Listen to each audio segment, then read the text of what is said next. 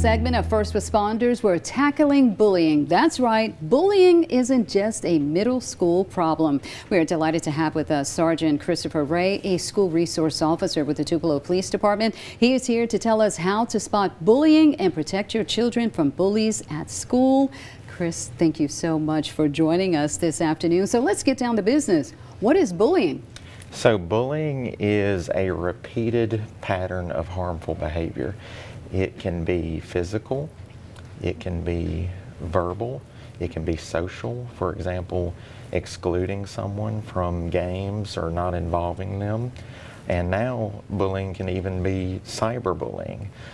So many young people are on social media nowadays that bullying is not just physical or verbal anymore. Now we take it home with us. And how can parents spot whether or not their child is being bullied?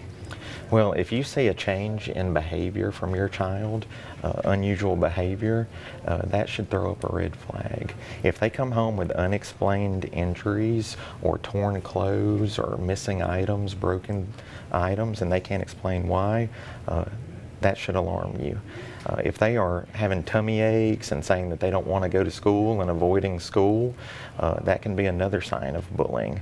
If they're withdrawing from social activities that they would normally want to be a part of, baseball, football after school, and they no longer want to do those things, that can be a sign of bullying, and you need to ask some open-ended questions to your child about what is going on at school. And when it comes to bullying, tell us the impact, the long-term impact of this. Well, bullying can have mental health effects on children. You would feel anxiety and depression if you were being bullied, and that can be corrosive to the learning environment. So it can affect their academic performance.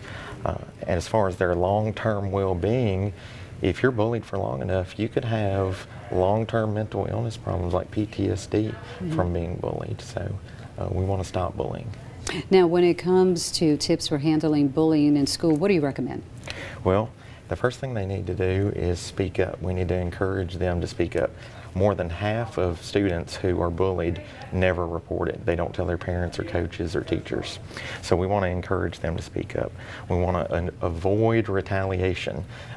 Two wrongs don't make a right. So we don't want to make the situation worse. We want them to talk to a trusted adult like a school resource officer. We want them to stick with a supportive friend group. Having supportive friends can help stop bullying. And we want you to use the school's reporting system.